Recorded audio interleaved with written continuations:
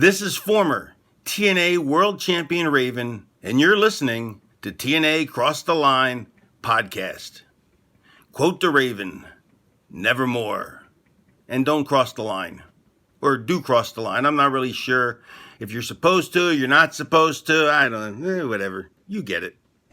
TNA Wrestling. Cross the line.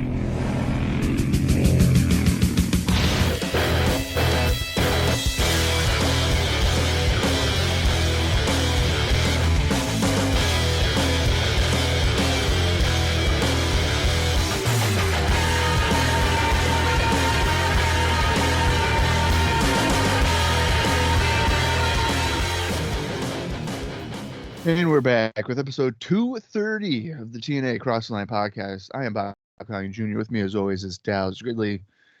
In Dallas tonight on iMPACT, we have a championship encounter. And it's a championship encounter that we've actually seen roughly 4 months ago at the beginning of the year. In fact,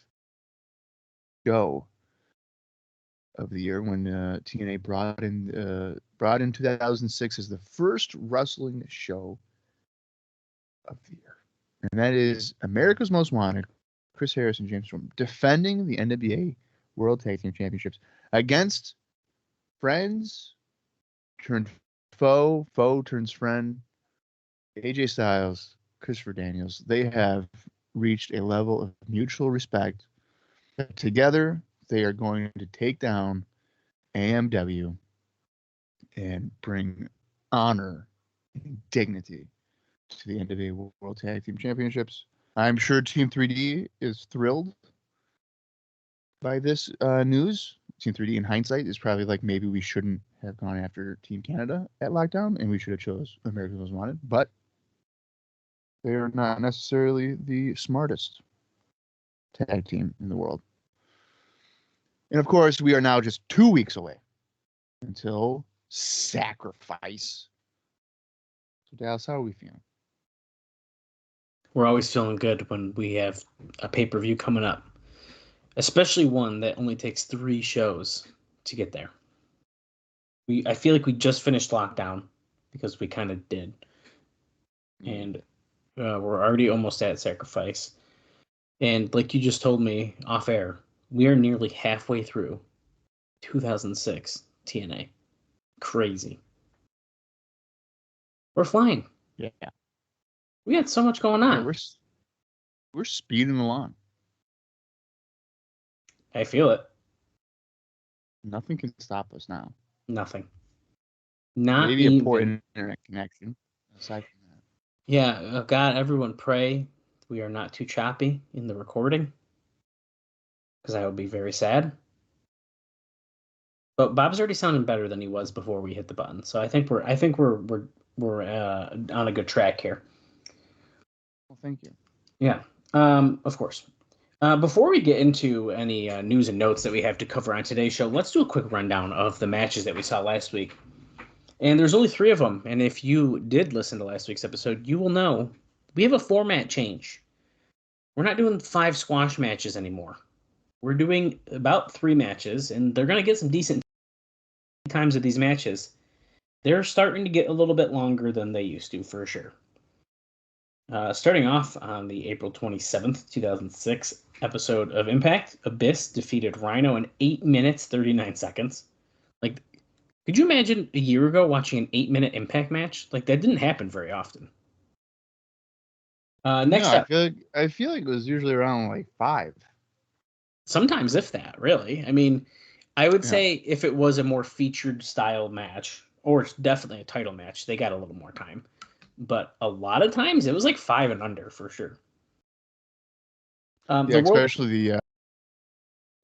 Oh, yeah, those were flying. The World X Cup is going on, and we had a tag team match to kick us off, and Alex Shelley and Sanjay Dutt of Team USA defeated Hiroki Goto and Minoru Tanaka in 6 minutes and 28 seconds. And I think we got, oh God, I'm going to remember, I can't remember the points. Did we get 2 points? 1 point? I don't know. They're going to go over. They're going to go over it again on the shows too. So yeah, they better, because It's like one. It's 1, 2, and 3. Right? Is it 3 is the max or something? I don't know.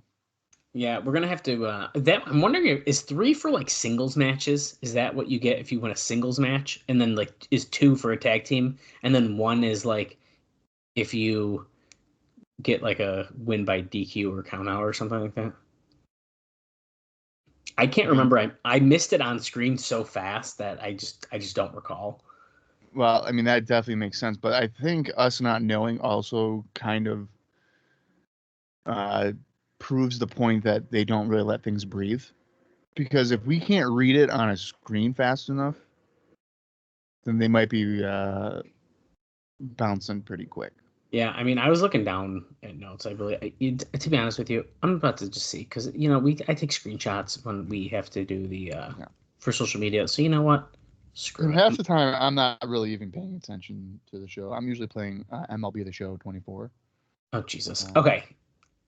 We were very wrong with what we said. So, very wrong. Edit. Just Dallas right here. This is where you want to edit everything that we just said out and go. Yeah. So the 2006 World X Cup. No, I'm just kidding. I'm not going to edit that. We're live, pal. We keep this shit raw for you guys. The only time also, I made it. Dallas is not going to take the time to go in and edit 40 seconds of. He's just not going to do it. There was one episode where I did have to go back and like say, I can't remember what it was. I had to like go in and like edit, like saying something. Like, oh, this is where I forgot to do this or something like that. Like, so I did do it once, but anyways, the for the World X Cup, first round win, you get 2 points. Second round win, 3 points. Third round win, 5 points. And then it says 2 points for the runner-up. I don't really know what that part means, but. Well, so they're saying, I guess they would be saying you could potentially win the. Well, no, because the final would be 5. How many? When does this end? I don't know if we were really told that.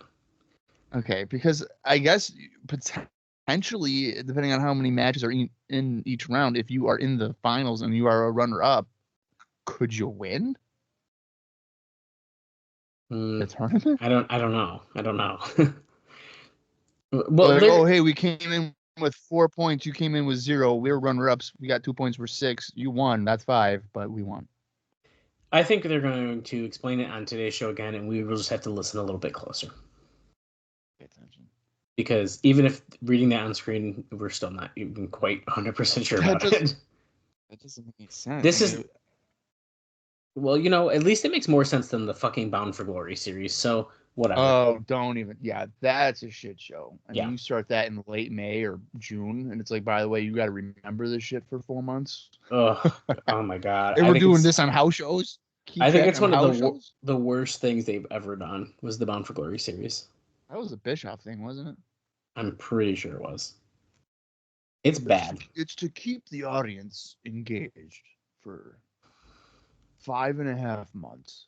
You can't. Mr. Anderson winning a match in Des Moines, Iowa that you didn't see that was televised. He got 2 points because it was disqualification.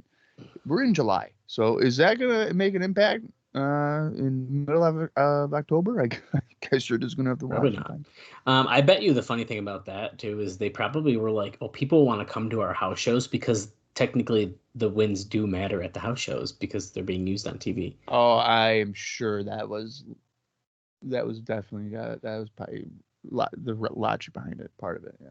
Handyman. Although, were they really doing that many house shows in like that era? I feel like they kind of slowed down. 2011. I don't know if they were doing that much. The 2 house shows. I went to 2 house shows of TNA's, both in Syracuse, which is pretty cool. One was in 2007 and one was in 2009, and that's it. Right, which is pre-Hogan. Right, and that's what I mean. And that being said, I mean, I've been to other shows at this point now, but yeah. I don't know. Interesting. I don't know if they were doing house shows. At least like in a large quantity of them. Yeah, maybe it's just a few here and there. I don't know. Anyway, the last match that we saw on last week's show was Samoa Joe defeating Jay Lethal to retain the X Division title in 9 minutes and 34 seconds. And if that match sounds weird to you, it's because it is, but they were trying to play it up like Team USA could come into the World X Cup with the X Division title. So they were like heavily implying like that's why Jay Lethal got the title match. I don't know if that would make me any more interested in the match, unless they're trying to say like Lethal could have won the title and then potentially lost Mexico or Japan in the tournament. Right. But even then, I don't think I would care. Yeah. We were forgetting a big thing, unless you totally said it and I missed you saying it. Well, I probably did. Sting is looking for a partner. Right. For Sacrifice. This is how we closed the show. Jerry had a choice, Tunnel 1, Tunnel 2, and he didn't pick, so Sting said offers off, and he brought out one person from each tunnel. One side had Bagwell, and the other side had Lex Luger. So what in the world was that? I definitely didn't say that, and I think it's pretty evident that it shows you where my interest is in TNA, and it is not a washed up old WCW has been showing up onto TNA television. Well, there's another. Buff looked great. He did. Luger was on the way home from work today because I was like, you know what? I know I gotta do this podcast. What am I gonna do for the opening? Literally, this was crossing my mind as I was on my bike on Morgan Road. So that shows you I'm not really paying attention, and I could have got seriously hurt again. Right. But I was like, what am I going to do? But then in my head, I was like, Luger looked real bad. He had to be helped to the ring. And then I was like, wow, that's a far helped to the ring by like Christy 2001. Yeah. In 2001, when WCW was, dying, he was still mobile and like in shape. And then my brain was like, well, wait a minute, Bob. He has shown up in TNA before. Yeah. In like 2003. And like wrestled. Yeah. So it's like really like 2.5 years. It's kind of crazy. That this is, such a different look. I mean, he wasn't looking that great when he wrestled either, for reference. I mean, he looked fucked up. Yeah, but he was still like big. Yeah, but not in a good way. Like it was like he kind of looked a little bit deformed. So, it's Lex Luger. Another thing that we did not mention that is kind of important. Speaking of washed up WCW guys, we have the Paparazzi Productions Kevin Nash interview on tonight's show as well. So I think that should be. Kevin Nash is a different level of has-been. Right. Yeah, a little different. Because he's still Kevin Nash. Yeah, but he's a has-been that doesn't actively kiss. Yeah, that's good. I like that.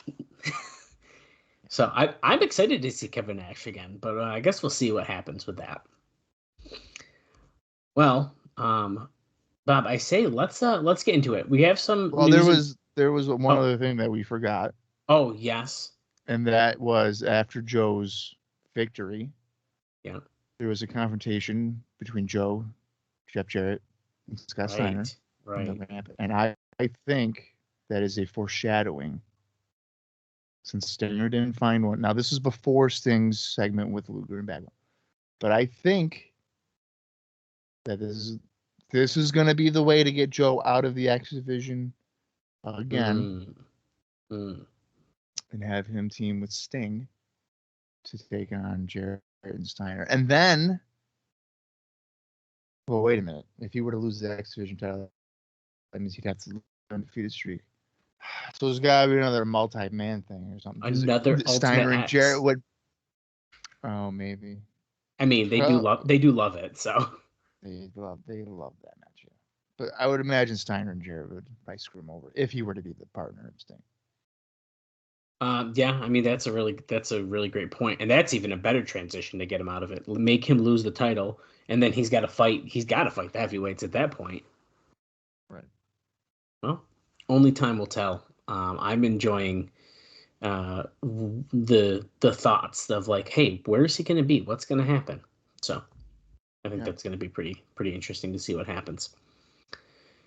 Let's dive into some news and notes. I believe on our last episode, Bob, we talked a little bit about the return of ECW. ECW is coming back here soon. It was supposed to happen after One Night Stand 2006, which is in June, right? June, I think. It's official. And one person they already kind of were eyeing was Sabu. We talked about that briefly. Sabu was so kind, and he came in and he still worked the lockdown match with Samoa Joe, even though he was supposed to be at the taping the next day. Or, well, he thought, but then they didn't book him. But then he also thought it was on Monday. It's kind of a mess, but regardless, we're going to talk a little bit about ECW and Sabu and how it relates to TNA here. So Dave knows. So with Sabu's deal, he was offered about $75,000 downside, which is the same as he says everyone else. So I'm assuming all the other ECW talent that they're bringing in or for the show. And TNA came apparently very close to matching the offer. And with TNA, he also had the option of working Japan and Indies to augment his pay. Now, the upside is if this hits a greater with WWE because of merchandising potential, and particularly if they end up making like a video game or anything like that, Sabu could make significantly more money. So it's pretty interesting. And for example's sake, too, just so you have a reference point, RVD at this point looks like his downside is either $200,000 or $250,000. So the downside guarantee is the guaranteed, no matter what, injury, anything that they're making. Yes. Well, if I'm making $250,000 guaranteed, no matter what, homeboy is getting hurt. I am staying home. I suppose you could do that. Oh, Now, I would. Interestingly enough, Paul Heyman is said to have looked at TNA as an example, saying that saying the more they've relied on using retired acts, or he said, retread acts, whatever.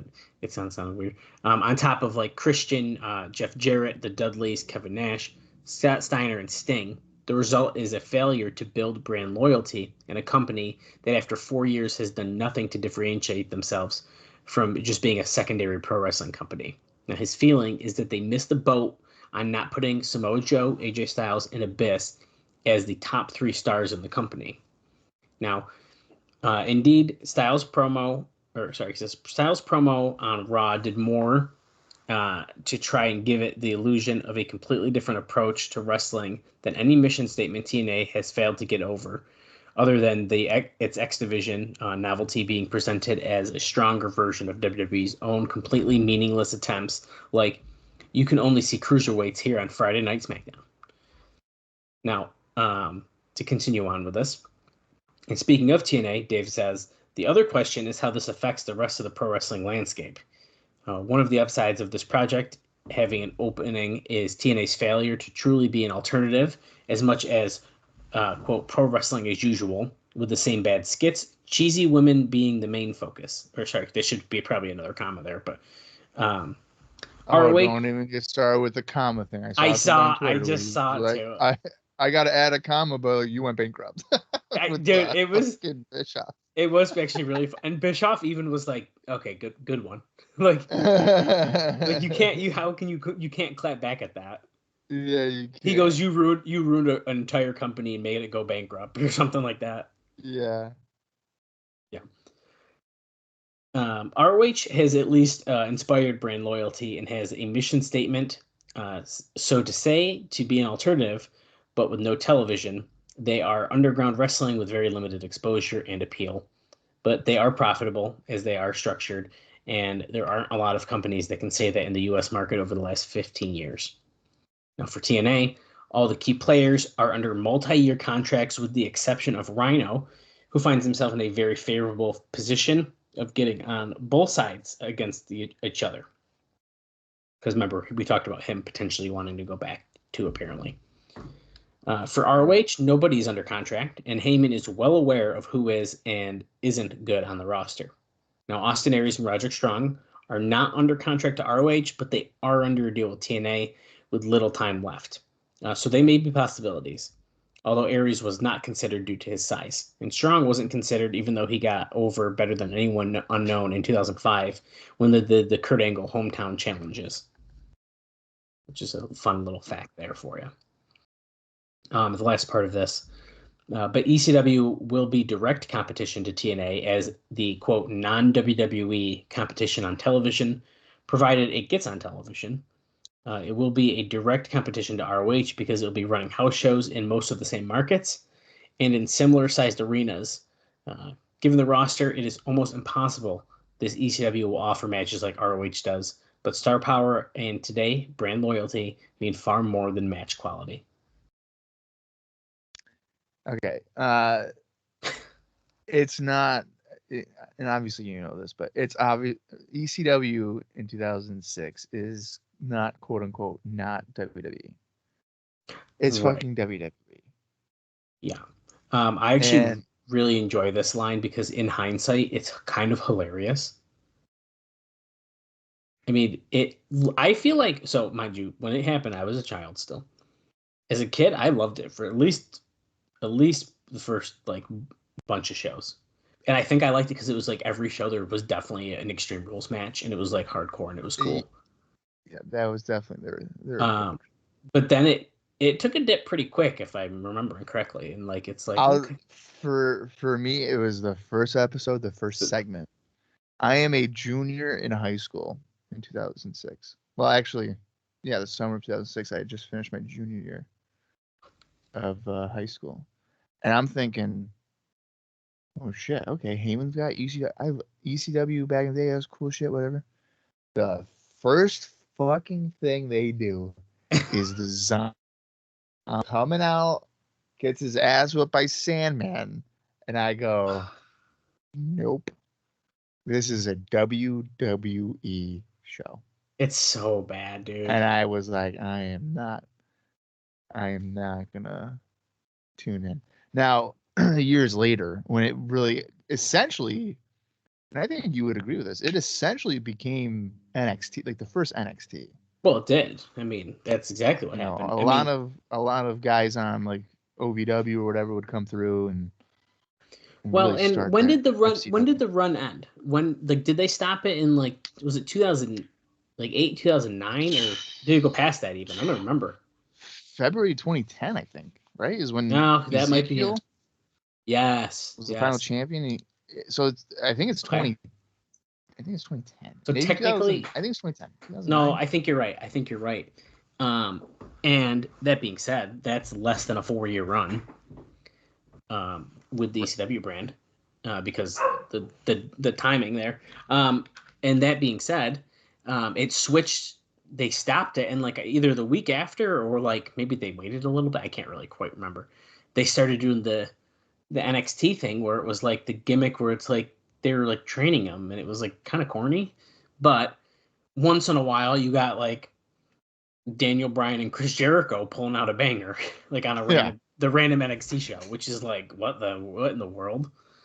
Yeah. Well, the thing too with ECW, and since I'm sure it'll be brought up again, but we're not following the ECW stuff here, right? But the problem there, like I remember, like Sabu, whatever, but Sabu like talks. They do like a promo thing. And it's like, I don't remember that. He like cut a little promo, and when I heard him talk, I was like, the whole thing with Sabu was that he doesn't fucking talk. But when you're Vince McMahon, everybody's got to talk. Everybody's got to cut a promo. I remember there being heavy WWE main roster guys like Batista, Flair. I mean, Big Show. Oh yeah, the Big Show. I feel like when Big Show came and he won like the title and stuff, I feel like that's where you could see it really dipping. I feel like that's when it was like the end of it, like being decent stuff. And this is my nostalgia. That's very early in the run. This is my nostalgia. Well, right. That's what I mean. Is I feel like that was when that starts to happen. It's like, well, because is RVD a co-champion? Well, so he wins that at One Night Stand, and then they start ECW right after. Right, but was he just given the ECW world title? Yes, was it on the first episode? I don't remember. Because he had both. Then I know he got busted with Sabu, and then he lost. He lost both pretty quick. Okay, so. Okay, dude, it's even earlier than I thought. Holy crap. So, June June 7th is when Big Show joined the ECW brand. It appears that's right before One Night Stand. That's definitely right before. Yes, because it's June 11th is One Night Stand.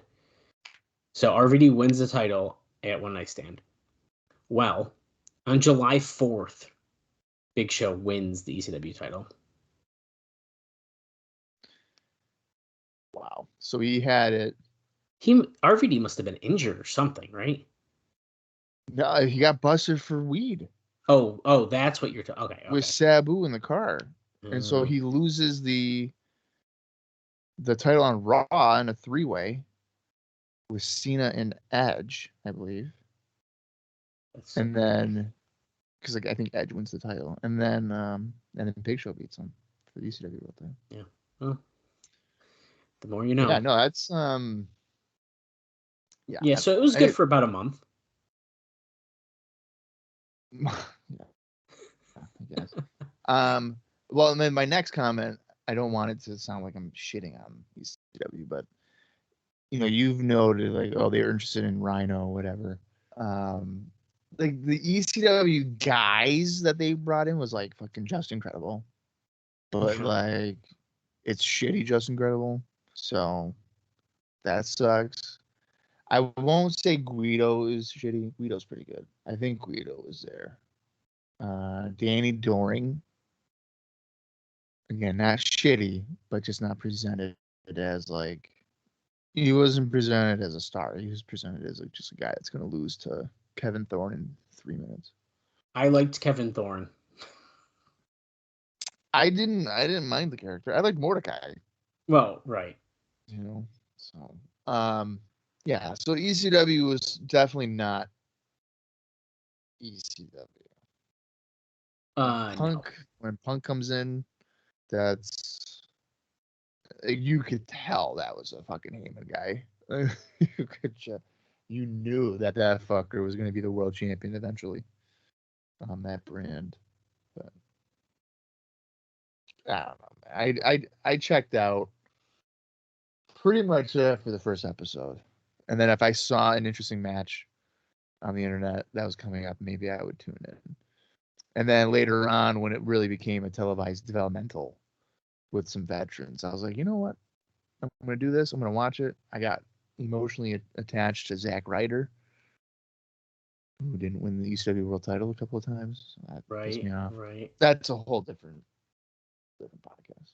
I was trying to have fun and like look up some of the roster here, but it's taking way too long to figure out. But Kurt Angle, Just Incredible, Justin Roberts, Joey Styles, Lashley. Yeah, Lashley was there. Yeah. Balls Mahoney, Mike Knox, Al Snow, Johnny Nitro. Well, eventually Elijah Burke. Elijah Burke, yeah. He was a regular. Yep, there's Nunzio. Yeah. I'm on that. I'm on the SmackDownHotel.com, and I was trying to do the dates, and it was not working. So, well, you can't separate out on the brand as easily as I thought. Well, I'm doing this very quick, but Test was on. Shannon Moore. Shannon Moore. I don't remember Shannon Moore being on. That's really interesting. But he did just leave us, so it all makes sense. Anyways, yeah, he's got to be a jobber for the ECW brand. Right, that's the only way to do it. Well, what would you rather do? Feud with AJ Styles, or be a job guy? Well, I guess you get more exposure, but I'd rather wrestle AJ Styles. Well, you know what? That's just an example of a guy that took the money, because I'm sure that being a job guy, let's say the downside is $75,000. Right. He's probably like, I'll fucking take that. Because you're probably not making that in TNA. Yeah, I mean, that's fair. Okay, anyways, back to TNA. I have a few more notes I want to talk about before we get into the show, and then we will talk about some more during the show. Dave says here that one of the problems with TNA following this UFC season is that the Ultimate Fighter show is so good that when TNA comes on next, it's so totally campy and of so much lower quality that it's killing TNA to be on the same block, even if it artificially inflates TNA's ratings. Of course, it makes a convenient explanation, except for one point. Now, on Saturdays, the UFC audience transitioned directly into TNA audience almost completely, with no turnoff factor until probably the final 3 Saturdays, where TNA was getting better numbers in the first quarter than any other.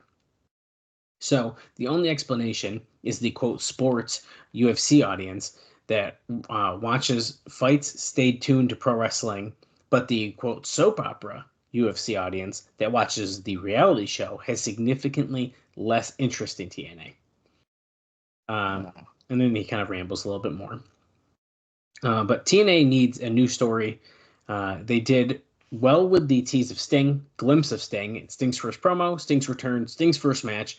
But now that they've seen that, and obviously Jarrett and Steiner aren't that strong enough foes to keep Sting hot, or Sting hot, and this is more likely, Sting is nostalgia, and no matter what you do, this has the eventual result.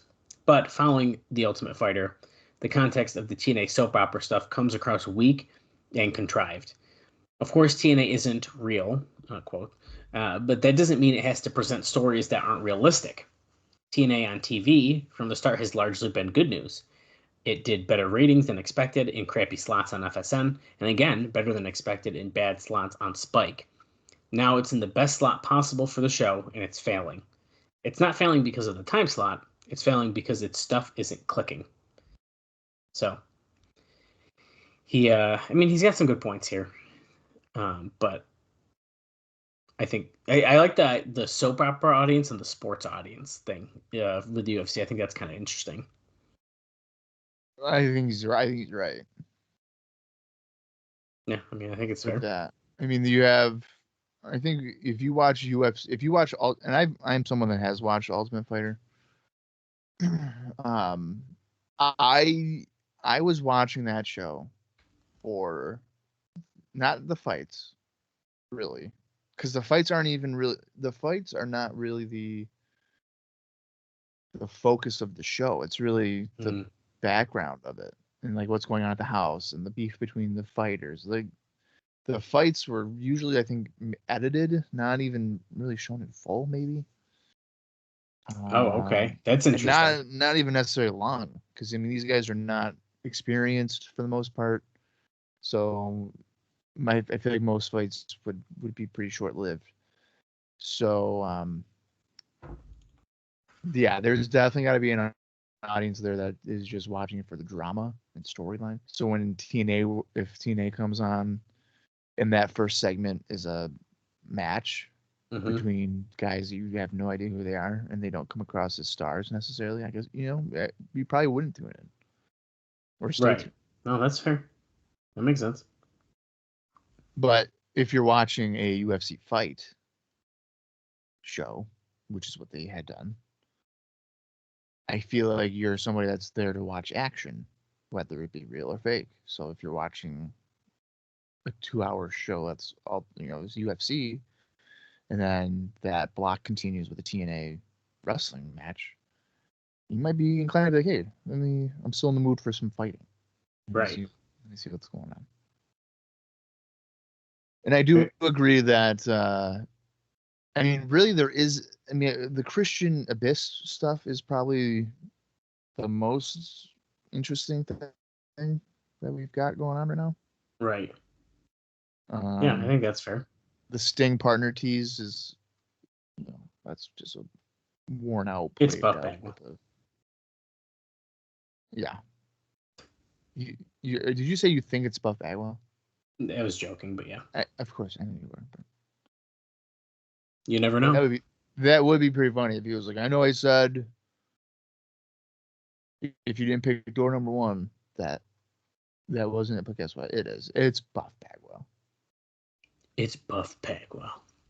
And then knowing Mike today, he'd be like, "This is Bagwell's return since July 17th, 2002, when he said he was going to go home and take his ball and never come back here. And oh my God, he's back."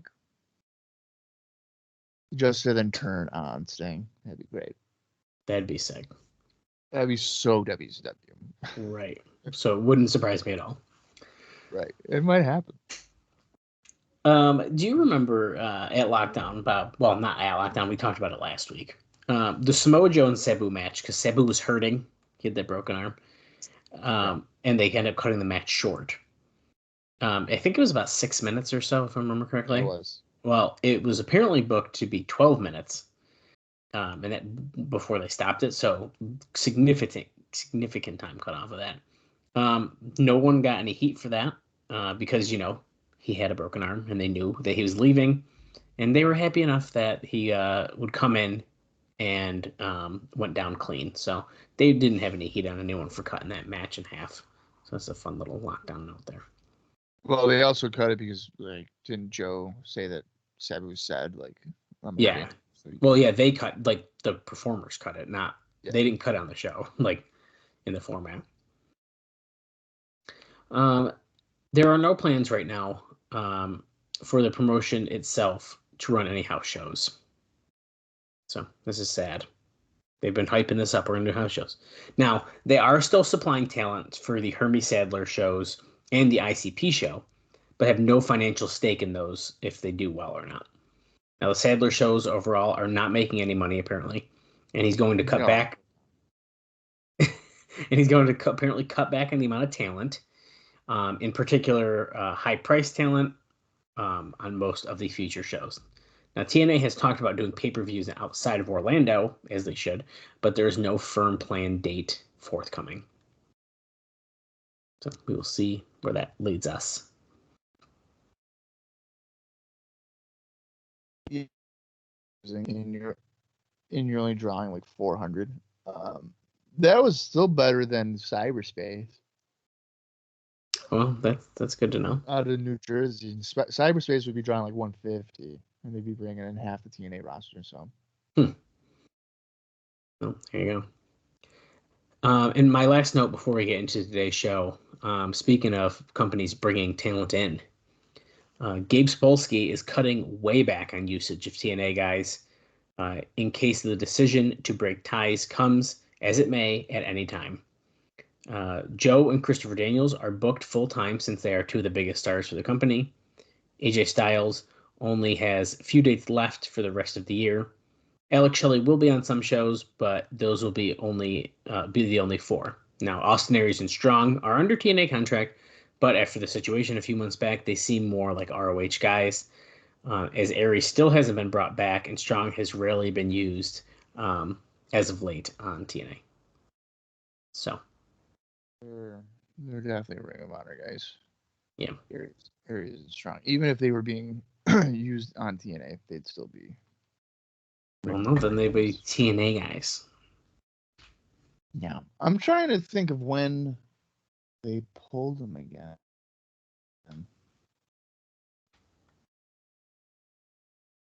It's got to be.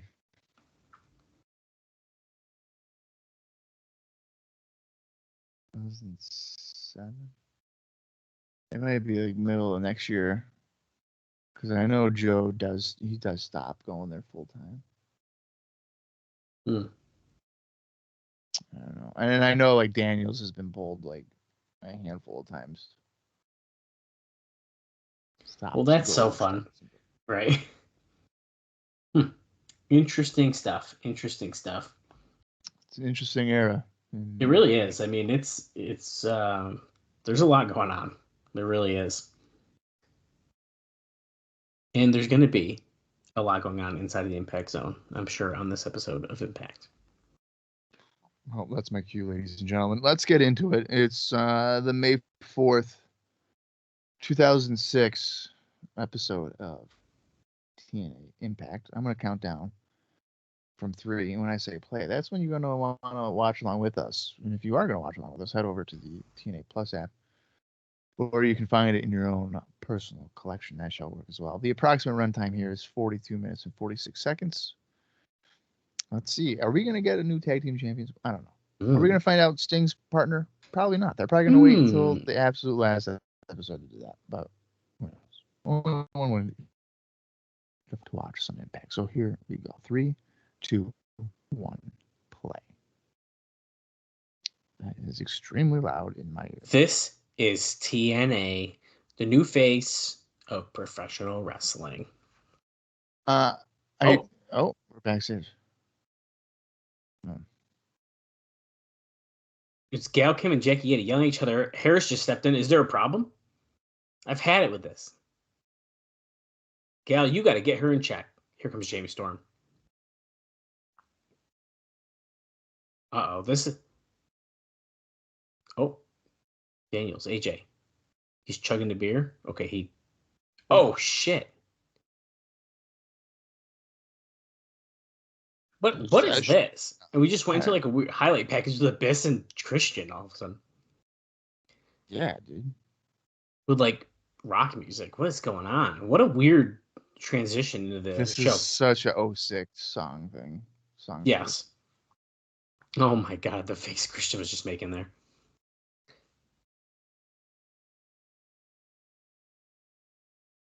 I got some big Jackie Gator news for you next week. Stay tuned. I wonder what that could be. Did you buy her? No.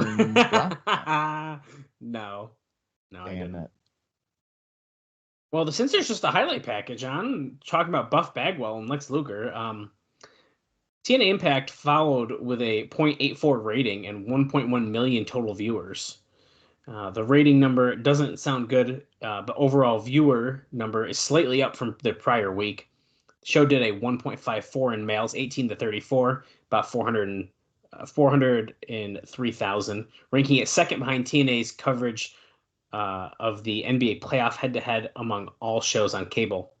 And this is when TNA opened with Abyss vs. Rhino, doing a 0.96, so they lost probably half the viewers or more, particularly since TNA does pick up some viewers, mostly males 35 to 49, that don't watch UFC. So, interesting ratings information. Well, I feel like getting 1 million viewers is a victory, like no matter what. Because again, let's look at the growth here. When they were on FSN, they're not getting 1 million people. They're getting like 100,000 or something. Right, that's what I mean. So I would take the 1 million. We are starting off with the NWA Tag Team title match, and it looks like Daniels and Styles are coming out together, which is kind of interesting. Yes, that means they're a real tag team. Well, they gotta be wearing the same gear, same color. Yeah, it was so corny, dude. That was the corniest entrance ever. Yes, it was, but they do look like they're wearing the same colors. So I would classify this as a team, but it's also AJ's music, so they would have to get their own music. Dave will say sometimes about the rating that it's not good or whatever, but I have yet to hear Spike TV say we're not happy with the ratings. Well, and to compare that to current day stuff, that's literally what's happening with AEW. Right. People are like, these are awful, and Tony Khan's like, well, they just called me and said they're very happy. So yeah, and with AEW, wasn't it? See, now we're turning into Bischoff. I know. Wasn't it?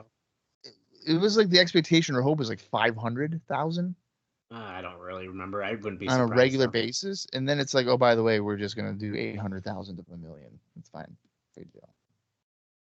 Okay, so Gail, Kim, and Jackie are coming out behind AMW. James Storm has taped up ribs, very heavily taped up ribs, and Jackie Gator's shirt could fly open any minute. She's got that taped down, though, don't she? Oh, yeah, she's definitely got that shit taped down. Gail, Bob's favorite TNA knockout, even though technically it's not even a thing yet. She's just my favorite woman. She's wearing red tonight. In case anyone was wondering. Belts, the 3 B's. beers, and That's funny. Dude, look at dude. She's about to Dude. pop out, man. I told you. The bell already rang, by the way. Gata. Look at this little sneak attack here. Harris went out of the ring, pulled out Daniels as Storm went after both of them as they weren't paying attention when the bell rang. Let's see here. I think I only have one indie note for this match, but I'm also not sure because I didn't click on Christopher Daniels.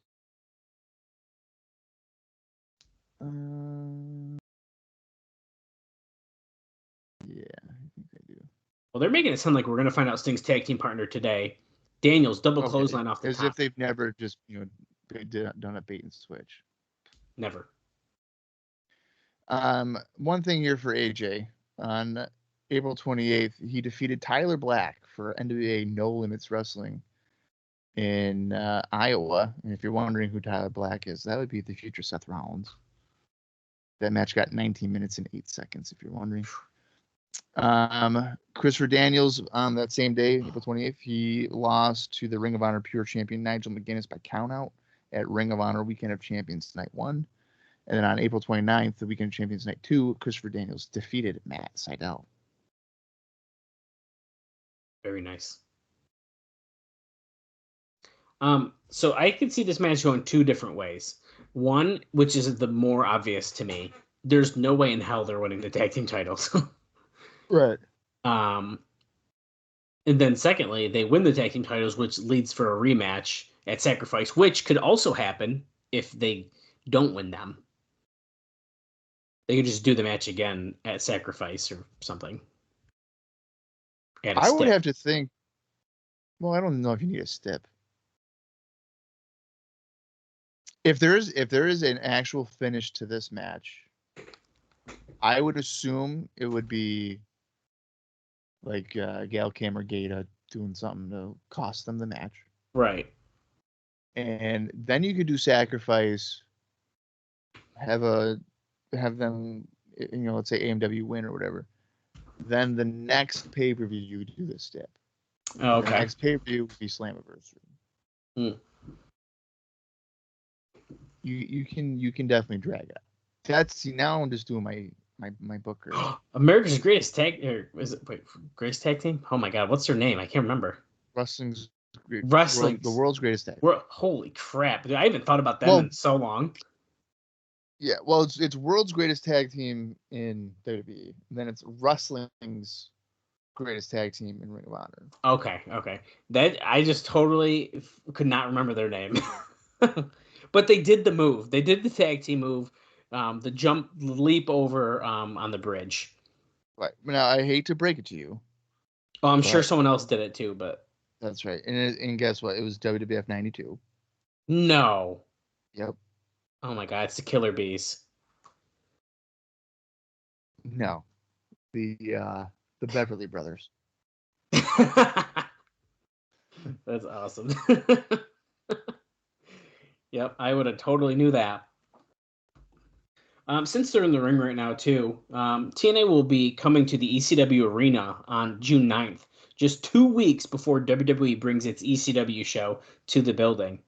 The TNA show will be promoted by Hermie Sadler's UWF and will be headlined by Samoa Joe versus AJ Styles versus Christopher Daniels.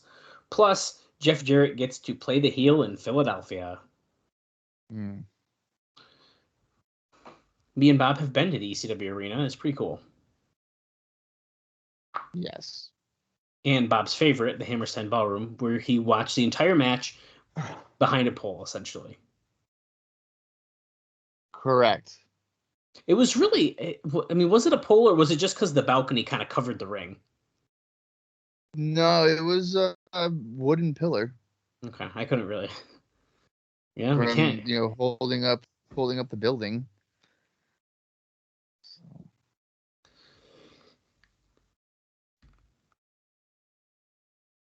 Chris Harris, nice atomic drop on Daniels coming off the ropes. Goes for a clothesline, but Daniels counters. Nice little open hand palm thrust.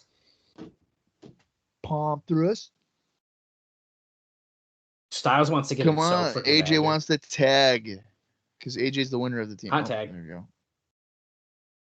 I like how Storm was halfway falling before he Mhm. even got punched. Yeah. Storm is the legal man now. He tagged in as well. Flying forearm shot, kind of looked like a splash to me. Takes out Harris. James Storm Irish whips Styles into the corner. He gets hit with an elbow. Moonsault reverse DDT, but it's countered. Goes for the super kick, also countered. The torture rack! The torture rack! Fuck you, Luger. Well, Luger didn't make it into a spinning powerbomb. Oh my God, Harris pulled out the ref. That's a DQ, right? Oh, suicide dive takes out Harris by Daniels. Gail Kim's on the top. Hurricane Rana? No, he catches her.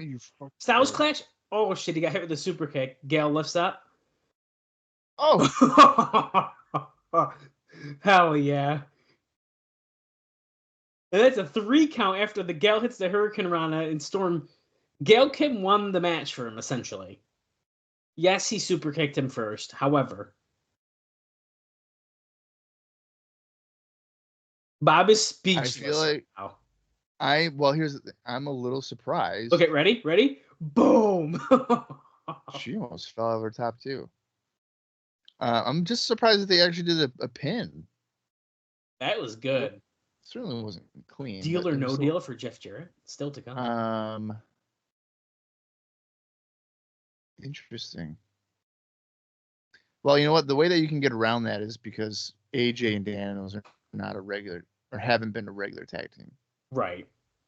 So that's not going to really hurt them. We're seeing a sacrifice package now. Yes, that's right. They announced that too. It's Full Metal Mayhem with Abyss versus Christian Cage in Sacrifice. Absolutely.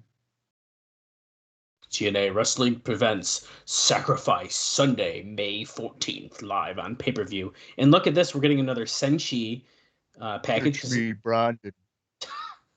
I am Brandon. I take my job very seriously to the point where I will not do jobs. Give me the power. Can you look up on Cage Match the last time he lost a match? Just in general? Yeah. When did in his life? Yeah. Okay, I don't even know where he wrestles anymore. I think he wrestles for Hog. Oh, is he still in MLW at all? No, I don't think so. Oh, okay. Well, I thought I could find him on that show, and he is not there. Okay, so let's. Okay, Bob, hold on. Yeah. Tag team matchups. Second round is in the first round. Second round is singles matches. They just said on commentary. Look at this, Bob. The return of Johnny Devine. What? Oh, shit. Johnny Devine is back with Eric Young. And now, if you notice, he's changed up his wrestling gear because he essentially had to get gutted. Because remember, he had a nasty scar on his... Yeah. Hot shot. Johnny Devine. Dallas, it looks like he loses quite frequently. Oh, really? Okay. Well, yeah. So how about this? I'll give you his last win. Okay. Was on February 3rd for Hog. He defeated Evander James. Who? Yep, exactly. Evander James. Okay. Now, 3. So he's had according to Cage Match, he's had 5 matches since that victory, and he's lost every single one. Whoa. He must know he's getting old. Yeah. One of them, so I'll go in order. It was Kushida, Bobby Fish, Minoru Suzuki, Vikingo, and then Vertigo Rivera. I don't know who that is, but okay, that one I don't know who it is, but those other ones are pretty wild. Yeah. We are facing. I missed who the other guy is. Hold on. Shocker and Magno. And this is a first round match in the World X Cup. And Bob, I do have a note relating to the World X Cup. That's unless you have indie notes you want to do first. No, I don't. Okay. Well, it is still up in the air regarding the 4th member for Team Mexico, which is great because we have started the tournament. Abismo Negro was supposed to be at the pay-per-view and TV last week as Shocker's partner in the tag match on Impact against Eric Young and Johnny Devine. Nobody had any idea that he wasn't coming. He had the plane ticket sent, and when they got to the airport, Shocker was there and his partner wasn't. With the story that Abismo Negro's visa had expired. Now, if true, nobody from AAA ever informed the company, and in my mind, Dave says, it should have been incumbent upon AAA to both inform the company and send a replacement, although visa issue could be a holdup there. Now, Durango Kid from Southern California is as good a bet as any. So we literally just don't know who it is. And that being said, Dave suspects that next year, if they do a World X Cup, there probably won't be a Team Mexico because of the soap opera that he calls it a soap opera being ridiculous with trying to figure this out. Yeah, it definitely sounds like a headache. Yeah, I think I know who the fourth guy. I think I know who the fourth guy is going to be. Like you actually know, or you're guessing?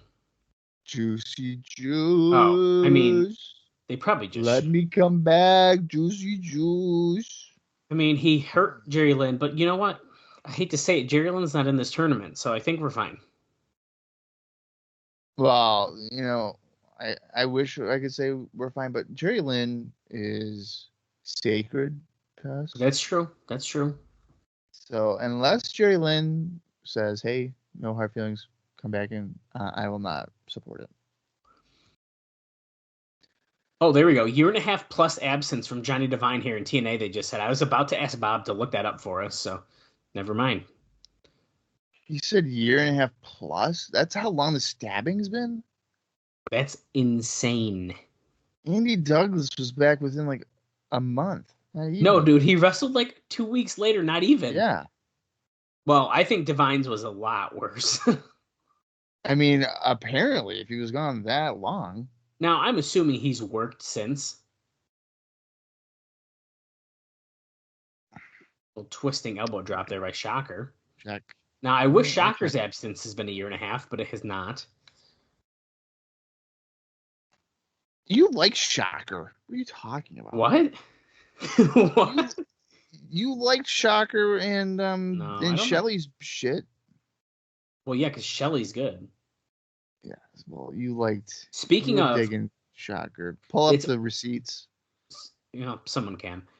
Speaking of Shelley, though, as a quick side note, current day, it's a little old news now that this is coming as Shocker and Magno take out Team Canada on the floor. Chris Sabin and Alex Shelley just had their last TV match last night. Hey, there's Shelley, speaking of, in TNA, and their future is undecided, or maybe by now they've popped up in AEW or WWE.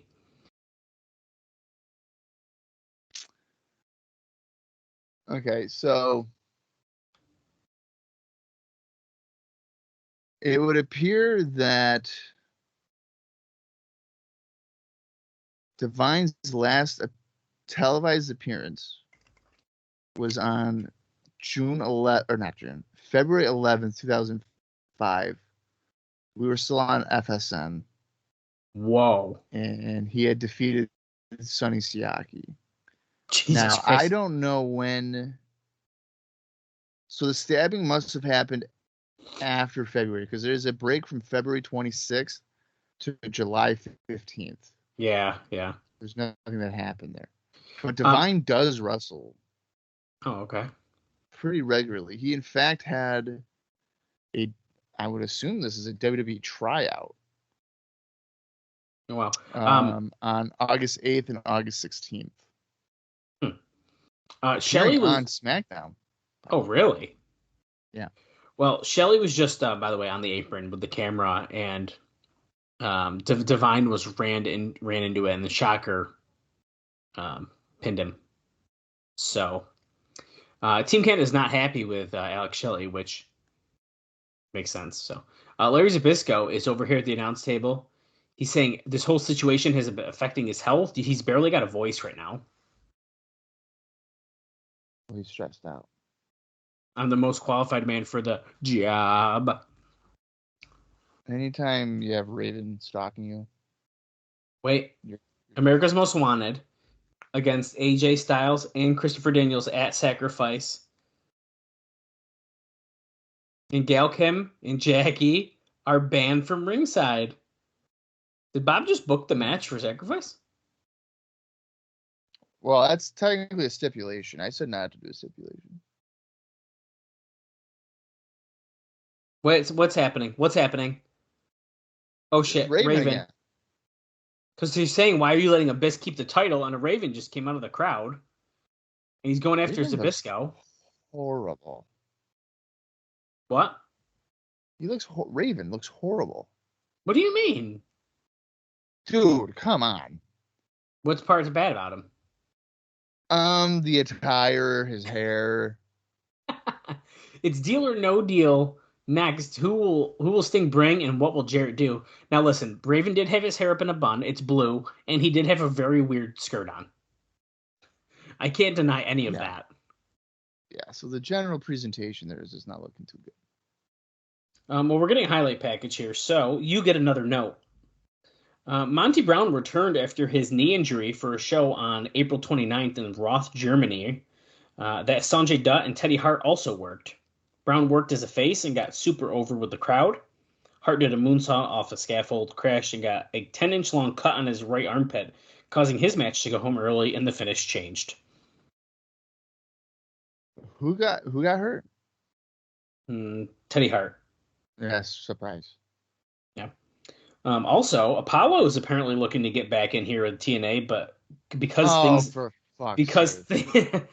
things are shaky in IWA.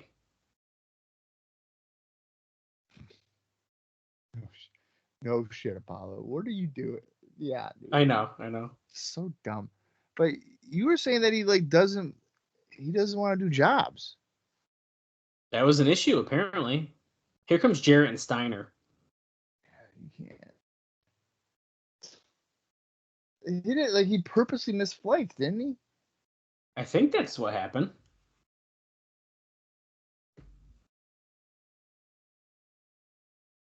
Can't be doing that. I wouldn't even answer the phone.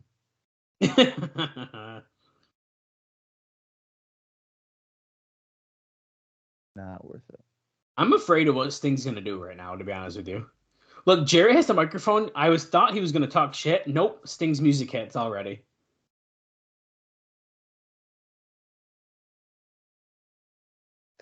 There's no way that it's too early in the show for there to be a decision. Yeah, we are only 22 minutes, 28 seconds into the show. Whoa. Is he going to do another door one, door two? Because who else from his past would potentially be involved here? That's a good question, actually.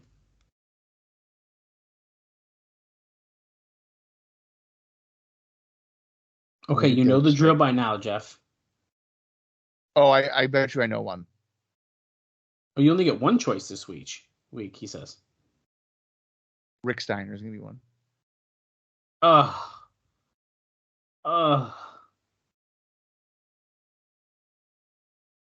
not. Rick Steiner? Rick. This is a family feud. Oh, that's funny.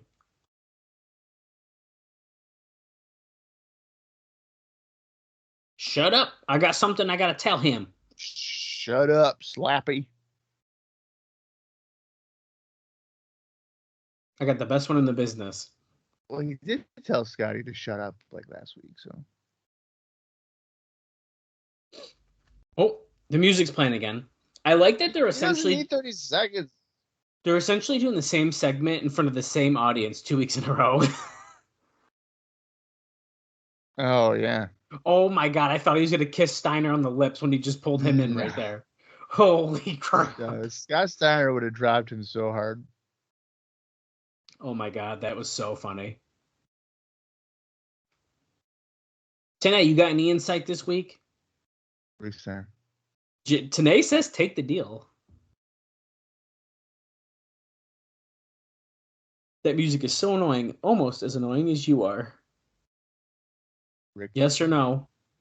Deal? Oh, it's only one door this week. Yeah, it's if he takes the deal or not. And last week he did not take the deal. It's Rick. It's gonna be Rick. I think that makes too much sense. Rick Steiner. Should I accept? Tanae goes, you think he's going to listen to the fans? Oh, this is classic Jared. They're saying yeah, and he's gonna say no. Screw you. Yeah, look, you think I'm that stupid? They all yelled yes. Yeah, we do. Yeah, dummy.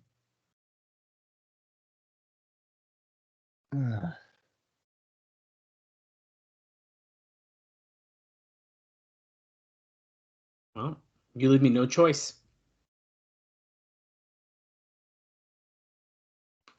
Wait, we do have to wait till next week.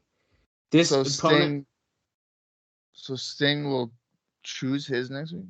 yeah, he's an All-American college wrestler. It's fucking Rick Steiner. As Dude. top-selling real estate agent. Yeah. Oh God, yeah, there you go. The fans are barking, dude. He's part of the school board. Yeah, that's right. He's tag team champion, avid outdoorsman. He hunts and kills for fun. Christy, who is behind? Christy's looking good too. Who? Okay, Yeah. he's got his own music, so this might become a thing. Oh The my God, dog he's in face gear and gremlin. everything. No, he's wrestled here before. This is not a debut. Okay, fucking 5 years ago. Still, it's not a debut. 4 years ago. I'm just saying. Wait a minute, Rick's gonna deck him. Sting, watch out. The only way I care about this is if they fight inside of that like weird cage that they put in the middle of the ring. The asylum cage. Yeah. Look at how Scotty.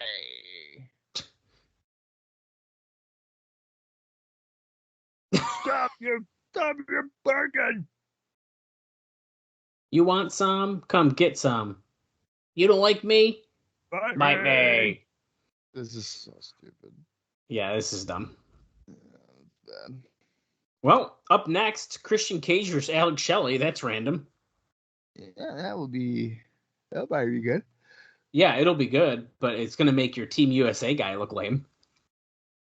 I feel like when it comes to the NWA World Champion or a guy in the World X Cup, I know. I'm just probably saying. Doesn't matter. Yeah, but here's the thing. You have the World X Cup going on. Team USA is now going to lose 2 weeks in a row. Lethal lost last week, and now it's going to be Shelley losing. Team USA is lame. Dallas. I don't disagree. I'm just saying. Cannot be putting so much into the X Cup. Oh, okay. I'm ignoring you. The Kevin Nash interview is about to happen with Shelley. I'll allow you to do this. I've seen Sting come back. I've seen Steiner come back. My phone does ring, but no one from TNA has contacted him. Oh, when you fake a heart attack to avoid jobbing. He says he can talk about it all day, but a picture says 1,000 words. So he's got a picture. Oh, it's a chart. Oh my God. Okay, Hogan, 20 million in 93. As the top guy, is the world champion. Bret Hart drew 17. Nash as Diesel. Oh, he drew over $100 million.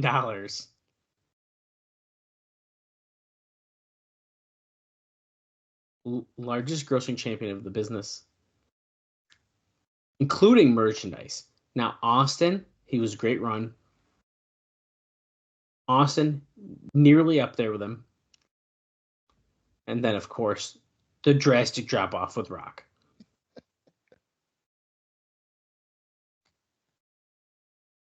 It kind of shows where the businesses went.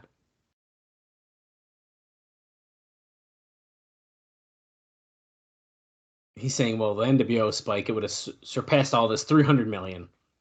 That's funny.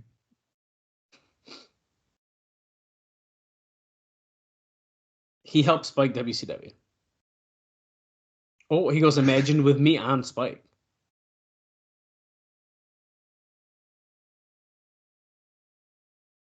One of those handsome guys to ever wrestle. Sting. Sting helped his entire career. Drug-free. Drug-free.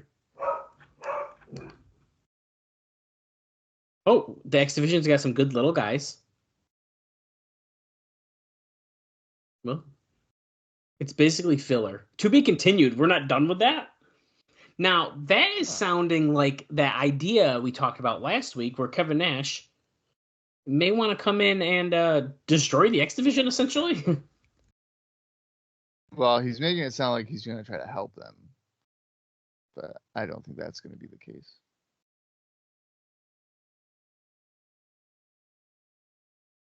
This guy's delusional.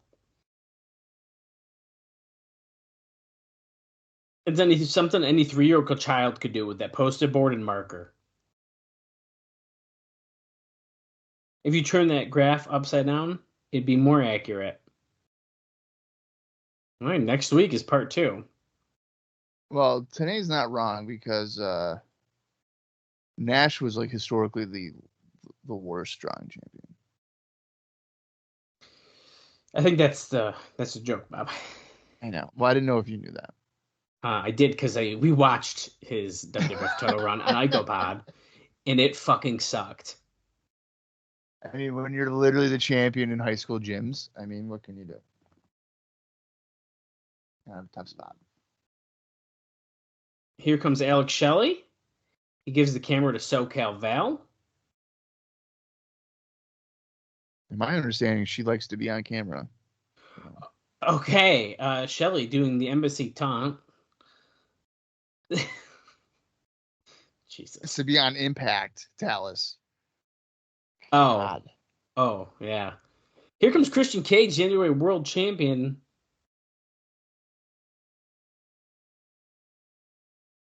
Because that's how I roll.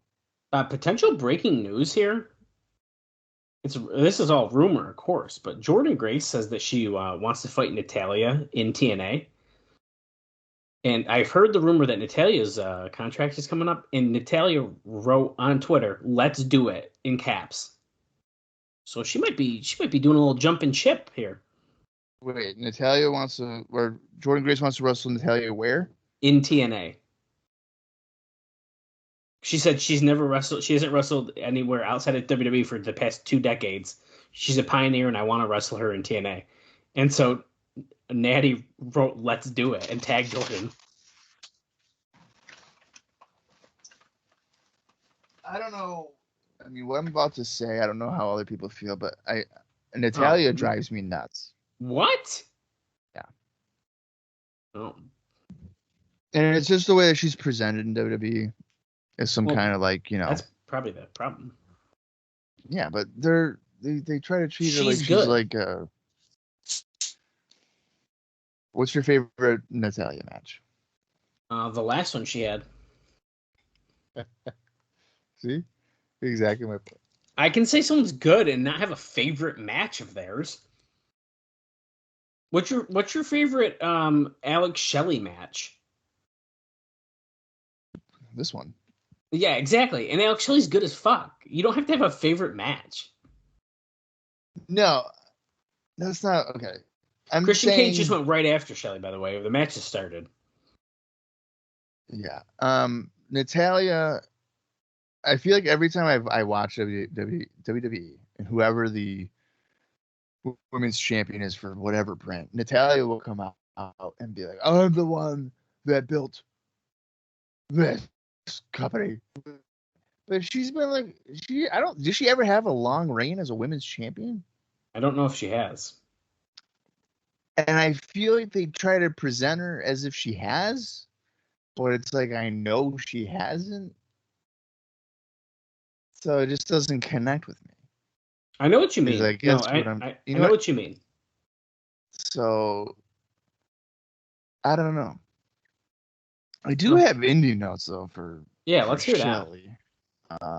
There aren't any for Christian, but Alex Shelley on April 28th, he retained the UWA Light Heavyweight Championship by defeating Chris Sabin for UWA Hardcore, the Fated Line. That was in Canada. And then the next night on April 29th, Alex Shelley teamed up with Jimmy Rave as the Embassy in a losing effort against the Ring of Honor Tag Team Champions, Austin Aries and Roderick Strong. So, and that's your indie notes for the show. Nice. Well, hey, while we're brawling on the outside here, I have one final note for you as well. And that is that Shane Douglas was back during this taping from rehab. And he worked backstage, including doing some announcing on Explosion. So he must be doing much better. Well, yeah, and you know what? I know we joke around a lot, but to go to rehab and get your shit situated, that's bravo. Yeah, and we'll talk. We have an interview note about him for our next show, so we'll talk more about him soon. He calls this one Boot to the Skull. He put on the headset and he just used the Shelley cam, and now he's recording him kick Shelley in the head off a chair. Oh, he's getting word in his headset. Unfortunately, we got to go to commercial break. Stay right here on TNA Impact on Spike TV. That's pretty funny. He puts the headset on randomly and is like, okay, send him to commercial. We're back from commercial and in the ring here. Cage takes out Shelley. The crossbody gets a kick out at like 1.5.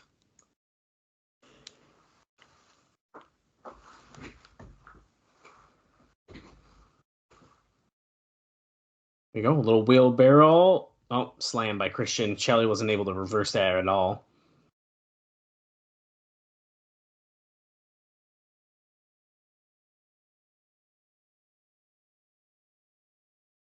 Chopping Shelley in the corner here. Irish whip countered by Shelley poking the eyes.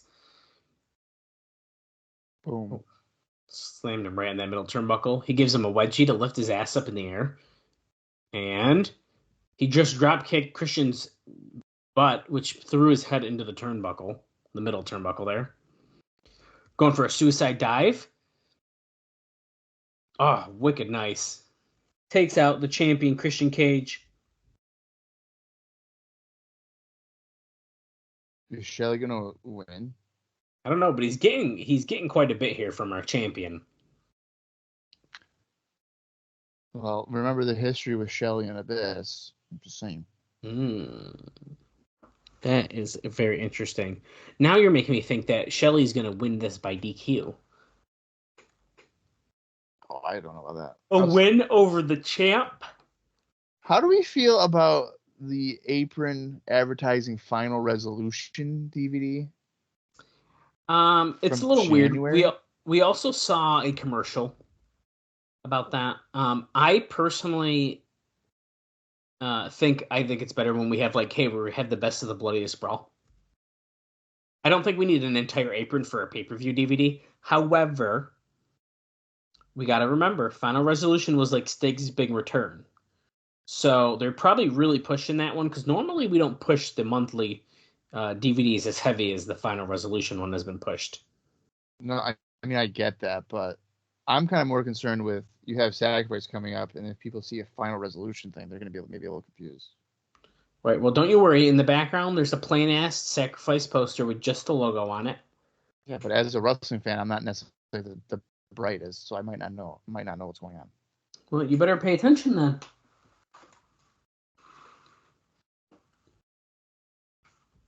Next week's Impact, it just got bigger. What happened? AMW and Bobby Roode against War Machine Rhino, AJ Styles, and Christopher Daniels. That's a big 6-man match. And yes, Sting's partner is going to be revealed next week. So we are stacking up their go-home show before Sacrifice. Well, the 6-man, I guess, makes sense with Rude and Rhino kind of beefing after the Abyss match. Right. A little shoulder block action. Christian off the top with a cross body. Shelley doesn't even let him get to a 1. He stands up, gets a back elbow, and a punch. Come on, you son of a bitch. They censored the bitch, though, but that's fine. Yeah, of course they did. We're on 11 p.m. on Spike, and we can't say cool, bitch. dude. They're not cool or hit. I never got that, though, Bob. Like, why can, if it's a late show like this, they can't say bitch, No, but you like can't. well, that's what I'm kind of getting at here, is like they theoretically can, but they always censor it. But like if a movie's on, it's just like whatever. You can say bitch on Maury Povich at fucking 10 a.m.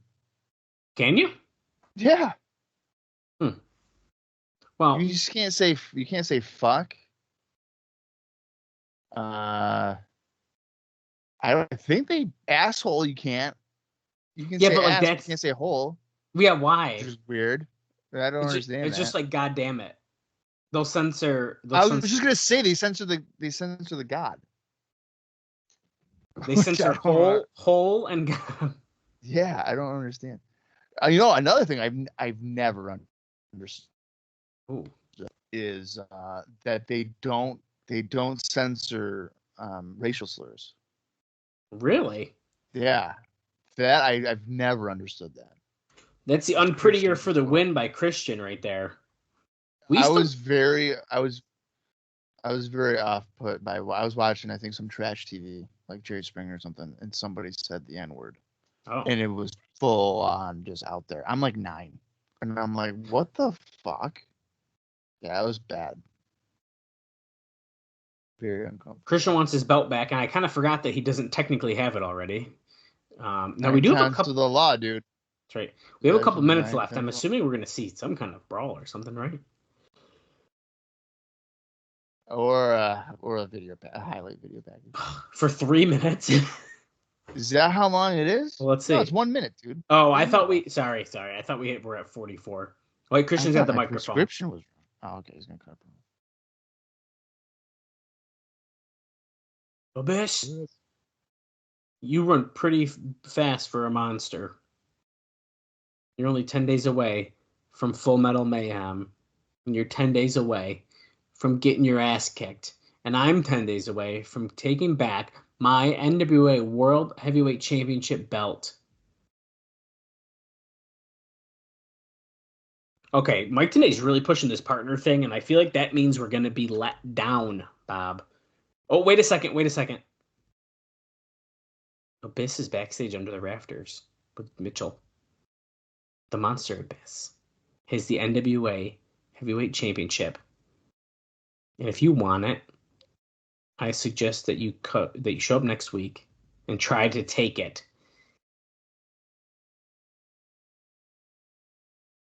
Interesting. And we end with Mitchell laughing under the bleachers. Okay, Bob, what do you think of that episode of Impact? It was alright. I thought it was good. I liked it. I feel like the way they're doing the matches now is making it fly. Yes, that is. I would agree with that. We're doing shorter segments and having more match time, which I kind of like. Usually, what I'm noticing is like we have like one, like I'll call it like a longer segment, like the Jarrett Sting thing.